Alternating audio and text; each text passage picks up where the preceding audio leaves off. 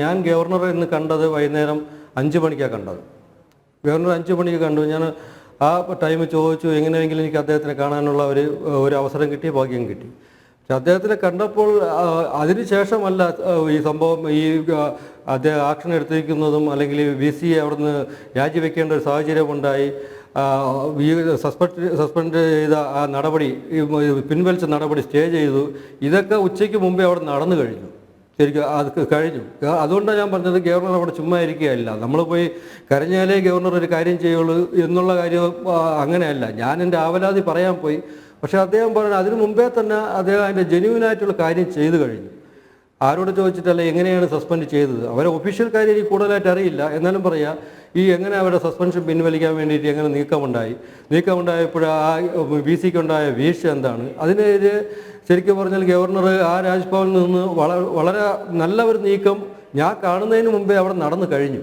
അപ്പോൾ എനിക്ക് ശരിക്കും പറഞ്ഞാൽ ഇന്ന് കാണേണ്ട ആവശ്യം തന്നെ ഇല്ലായിരുന്നു. പോയിട്ട് വന്നപ്പോൾ എനിക്ക് മനസ്സിലായി അവിടുന്ന് ഞാൻ എന്താണ് പ്രതീക്ഷിച്ച് പോയത്, അല്ലെങ്കിൽ ഏത് കാര്യമാണ് പ്രതീക്ഷിച്ച് പോയത്, അതവിടെ ഓൾറെഡി നടന്നു കഴിഞ്ഞു. അപ്പോൾ എനിക്കതുകൊണ്ട് ഗവർണറെ ഇനി രാജ്ഭവനിൽ നിന്ന് എന്തൊരു നീക്കമുണ്ടെങ്കിലും ഏത് നീക്കമുണ്ടെങ്കിലും എനിക്കൊന്ന് ഭയപ്പെടാനില്ല. എനിക്ക് എൻ്റെ മകന് നീതി അവിടെ നിന്ന് കിട്ടും, ഉള്ളൊരു ഉറപ്പാണ്. അപ്പോൾ ഗവർണർ പ്രവർത്തിക്കുന്നത് ജയപ്രകാശ് എന്ന് പറഞ്ഞ ഒരു മനുഷ്യന് വേണ്ടിയല്ല, ജയപ്രകാശ് ഷീബ എന്ന് പറഞ്ഞ 2 പേർക്ക് വേണ്ടിയല്ല, സിദ്ധാർത്ഥന് നീതി കിട്ടാനും വേണ്ടിയല്ല ഗവർണർ ചെയ്യുന്നത്. ആ 2 വ്യക്തിപരമായിട്ടല്ല ഗവർണർ ചെയ്യുന്നതെന്നാലും കേരള സമൂഹത്തിന് തന്നെ ഒരു മെസ്സേജ് കൊടുക്കണം, അദ്ദേഹത്തിന് ഒരു മെസ്സേജ് കൊടുക്കണം. ഇനി ഇങ്ങനെ ഒന്നും ഉണ്ടാവരുത്. രണ്ടാമത് ഇതിനുള്ള ഗൂഢാലോചന എവിടെ നിന്നാണ് നടന്നത്, എന്ത് ചെയ്തു, സത്യം പുറത്തു കൊണ്ടുവരേണ്ടത് അദ്ദേഹത്തിൻ്റെ ഇപ്പോൾ ഒരു വാശി പോലെ ആയിപ്പോയി. അല്ല, അദ്ദേഹം എനിക്ക് വേണ്ടി ചെയ്യുന്നതല്ല, എൻ്റെ കുടുംബത്തിന് വേണ്ടി ചെയ്യുന്നതല്ല, എൻ്റെ മകന് വേണ്ടി ചെയ്യുന്നതല്ല, അദ്ദേഹം കേരളത്തിന് വേണ്ടി ചെയ്യുന്നതാണ്. അതിലെനിക്ക് വളരെ സന്തോഷമുണ്ടായി. പ്രത്യേകിച്ച് അദ്ദേഹം ചാൻസലറും കൂടെ. അപ്പോൾ അദ്ദേഹത്തിന് അത് ചെയ്തേ പറ്റുള്ളൂ. കാര്യം എന്ന് പറഞ്ഞാൽ അദ്ദേഹത്തിൻ്റെ ഒരു ഡിപ്പാർട്ട്മെൻറ്റ്, അദ്ദേഹം ഒരു യൂണിവേഴ്സിറ്റിയുടെ ചാൻസലർ ആകുമ്പോൾ അദ്ദേഹത്തിന് അത് ചെയ്യണം. പക്ഷേ പണ്ടുള്ളവരൊക്കെ ചെയ്തിട്ടുണ്ടായില്ലെന്നറിയില്ല. പക്ഷേ ഇപ്പോഴത് അദ്ദേഹം വളരെ ശക്തമായിട്ട് നിലപാടെടുത്തുകൊണ്ട് നിൽക്കുന്നതുകൊണ്ടാണ് എനിക്കും അതിൽ കൂടെ ഊർജ്ജം കിട്ടുന്നുണ്ട് ഇതിനു വേണ്ടിയിട്ട് പോരാടാനായിട്ടുള്ളത്. അതുകൊണ്ട് തന്നെയാണ് എനിക്ക് വീണ്ടും പോരാടാനായിട്ടുള്ള ഊർജ്ജം കിട്ടുന്നത്. അതുകൊണ്ടാണ് എല്ലാവിധ പ്രോത്സാഹനം എന്ന് പറയാൻ പറ്റില്ല, എല്ലാവിധ നിയമസഹായം അവിടെ നിന്നുണ്ടാവും. നിയമപരമായിട്ടുള്ള സഹായം മാത്രമേ ഞാൻ അവിടെ ചോദിക്കുന്നുള്ളൂ.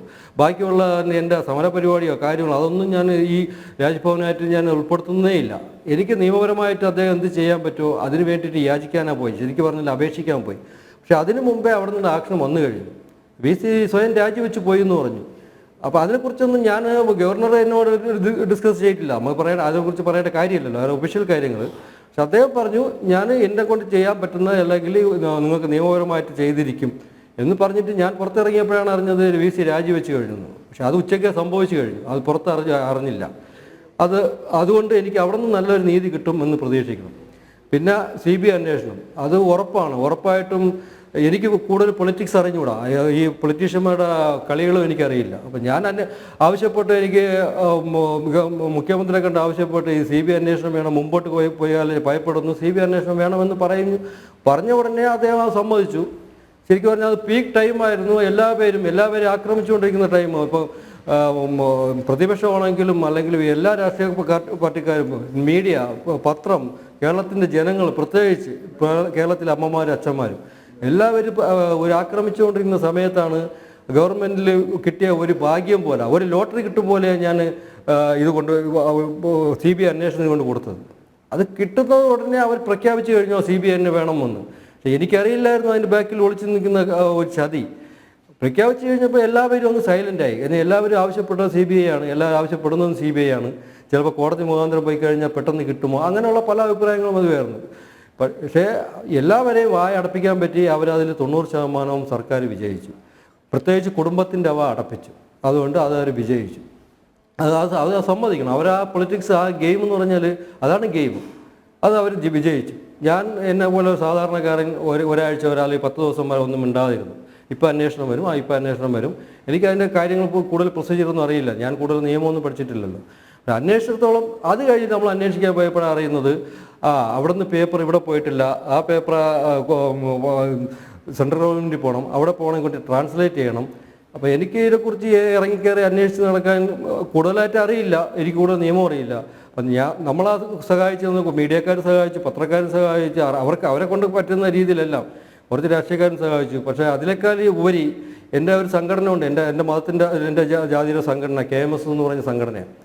അവർ ശരിക്കും പറഞ്ഞാൽ നല്ല രീതിയിൽ സഹായിച്ചു. അതെനിക്ക് പറഞ്ഞേ പറ്റുള്ളൂ. എല്ലാ പേരും സഹായിച്ചു. ഈ സംഘടനയുടെ പ്രസിഡന്റ്, KMSൻ്റെ സംഘടനയുടെ president Shri Subhash boss sir, അദ്ദേഹവും കേരളത്തിലെ എല്ലാ ഭാരവാഹികളും, ഈ സംഘടനകളുടെ ഭാരവാഹികളെല്ലാം കൂടെ ഈ തണുത്ത് നിന്ന സമയത്ത്, അതായത് പീക്ക് ടൈമിൽ കഴിഞ്ഞ് തണുത്ത് നിന്ന സമയത്ത് എന്തായി കേസ്, ഏതാണ്, ഇതെല്ലാം അന്വേഷിച്ച് കണ്ടുപിടിച്ച് നമുക്കൊരു വിവരം തന്നുകൊണ്ടിരുന്നു അവരാണ്. ഇപ്പോൾ അവസാനം കിട്ടിയ ഒരു വിവരം എന്ന് പറഞ്ഞാൽ, ഞാനിപ്പോൾ വന്ന ഒരു 10-15 മിനിറ്റ് മുമ്പ് കിട്ടിയ വിവരം എന്ന് പറഞ്ഞാൽ, ഇവർ ട്രാൻസ്ലേറ്റ് ചെയ്ത പേപ്പർ വയനാട് DYSPയുടെ കയ്യിൽ കിട്ടിയെന്ന് പറയുന്നു. അപ്പോൾ ഇവർ ട്രാൻസ്ലേറ്റ് ചെയ്യണമെന്നാണ് ഇവർ ഡിലേ ആയിട്ട് പറഞ്ഞുകൊണ്ടിരിക്കുന്നത്. അപ്പോൾ എനിക്കറിയില്ല എന്താണ് ട്രാൻസ്ലേറ്റ് ചെയ്യുക, ഏത് ഭാഷയിൽ ട്രാൻസ്ലേറ്റ് ചെയ്യണം.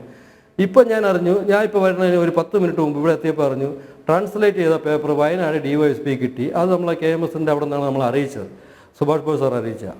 അതുകൊണ്ട് ഇന്ന് നടക്കുന്ന കളികൾ എന്താണെന്നുള്ളത് അവർ വിജയിച്ചു. ശരിക്കും പറഞ്ഞാൽ അവർ വിജയിച്ചു. എല്ലാവരും വാ മൂടിക്കെട്ടാൻ പറ്റി. ആ വാ മൂടിക്കെട്ടിയ ആ ഒരു ആഴ്ച നല്ല രീതിയിൽ അവർക്ക് തെളിവ് നശിപ്പിക്കാൻ പറ്റി. സ്വാധീനിക്കേണ്ടവരെ സ്വാധീനിച്ചു. എല്ലാ കാര്യം ചെയ്തുകൊണ്ടിരിക്കേണ്ടത്. ഇപ്പോഴും അവർ തെളിവ് നശിപ്പിച്ചുകൊണ്ടിരിക്കുക. ഇത് അങ്ങോട്ട് വീണ്ടും പോയി കഴിഞ്ഞാൽ ഇത് തന്നെ ഉണ്ടാവുക. ഞാൻ ഭയപ്പെടുന്നു ശരിക്കും പറഞ്ഞാൽ. അത് എല്ലാവർക്കും അറിയാം, ഞാൻ പറയേണ്ട കാര്യമില്ല. അതുകൊണ്ടാണല്ലോ ഈ 33 വരെ സസ്പെൻഡ് ചെയ്തിട്ട് പെട്ടെന്ന് തിരിച്ചെടുക്കുക. അതും ജൂനിയറായിട്ടുള്ള കുട്ടികളെന്ന് പറഞ്ഞാൽ കാണിക്കണം. കാര്യം എന്നാൽ ഞങ്ങൾക്കെതിരായിട്ട് നിന്ന്, അതായത് SFIക്ക് ഭീകര സംഘടനയ്ക്ക് എതിരായിട്ട് നിന്ന് കഴിഞ്ഞാൽ ഇതായിരിക്കും നാളെ നിൻ്റെയൊക്കെ ഗതി എന്ന് കാണിച്ചു കൊടുക്കാനാണ് ആ 19ഓളം കുട്ടികളെ ആ കോളേജിൽ ആ ഹോസ്റ്റലിൽ കൊണ്ടുപോയത്. ആ സമയത്ത് അവിടെ നിന്ന് ആ VCയും ആ ഡീനും എല്ലാ സാക്ഷികളാണ് അവർ കൂട്ടുനിന്നിട്ടുണ്ട്. ഞാൻ ആരോപിക്കുന്നതെല്ലാം നിങ്ങൾക്ക് പരിശോധിക്കാം. അവർ കൂട്ടുനിന്നത് കൊണ്ടാണ് ഈ രാത്രി ഇത്രയും കുട്ടികൾ അതിനകത്ത് കയറിപ്പോയത്.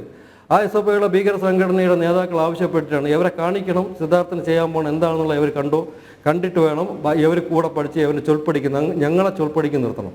ഞങ്ങളെ ചൊൽപ്പടിക്ക് നിൽക്കാത്തതിൻ്റെ ഫലമാണ് സിദ്ധാർത്ഥൻ എന്താ ഇപ്പോൾ അനുഭവിക്കാൻ പോകുന്നത്. അത് അവർ കാണിച്ചു കൊടുത്തു, അവർ വിജയിച്ചു. അതുകൊണ്ടെന്താണ് ഈ നേതാക്കന്മാരെ രക്ഷിച്ചെടുക്കേണ്ട ചുമതലയും ഈ സർക്കാരിന് തന്നെ ഉണ്ട്. അവരെ രക്ഷിച്ചെടുക്കും. ഏതറ്റം വരെ പോയി കഴിഞ്ഞാൽ രക്ഷിച്ചെടുക്കും.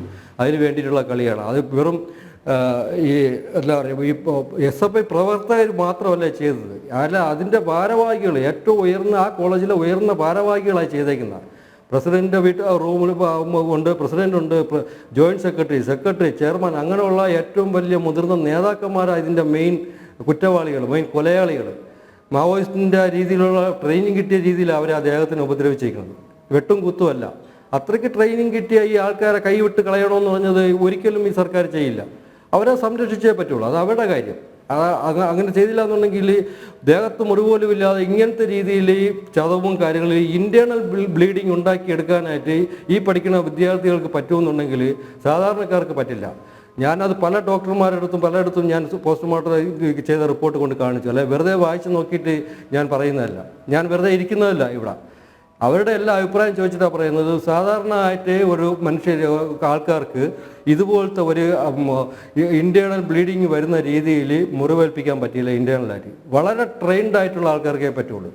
അതാണ് ഞാൻ പറയുന്നത്. മാവോയിസ്റ്റുള്ള സംഘടനയ്ക്ക് അതിൽ നിന്ന് കിട്ടിയ, അല്ല ഏതെങ്കിലും സംഘടനയിൽ നിന്ന് കിട്ടിയിട്ടുള്ള നല്ല ഒരു ട്രെയിനിങ് വച്ചിട്ടാണ് ഈ SFI എന്നുള്ള ഭീകര സംഘടനയുടെ നേതാക്കന്മാർ എൻ്റെ മകനെ വകവരുത്തിയത്. അതുകൊണ്ട് ഇവരെ സംരക്ഷിക്കേണ്ട ചുമതലയും സർക്കാരിന് തന്നെ ഉണ്ട്. അല്ലെങ്കിൽ ആരാണ് അവരുടെ മാതൃസംഘടന, അവർക്കുണ്ട്. അവരത് ചെയ്തുകൊണ്ടിരിക്കുന്നു. ആ ഒരു അവലാതി കൊണ്ടും പേടി കൊണ്ടുമാണ് എനിക്ക് അടുത്ത നിയമ നടപടിക്ക് അല്ല എന്ത് ചെയ്യാൻ പറ്റും. ഇപ്പോഴും പോയി ഞാൻ ഇനി അടങ്ങിയിരിക്കില്ല, ഇനി അത് തന്നെ ചെയ്യും. അവരിതിൻ്റെ അപ്പുറം ചെയ്തുകൊണ്ടിരിക്കും, എനിക്കറിയാം. പക്ഷെ ഞാനും ഫൈറ്റ് ചെയ്തുകൊണ്ടിരിക്കും. എൻ്റെ കൂടെ ആരെങ്കിലും ഉണ്ടെങ്കിലും ഇല്ലെങ്കിലും. ഒന്നുമില്ലെങ്കിലും കേരളത്തിലെ കുറച്ച് നല്ലവരായ ആൾക്കാരുണ്ട്, അച്ഛനമ്മമാരും ഉണ്ട്. എനിക്ക് അവരുടെ പിന്തുണയായിരുന്നാലും മതി, അത് മതി, ഞാൻ ഫൈറ്റ് ചെയ്യും.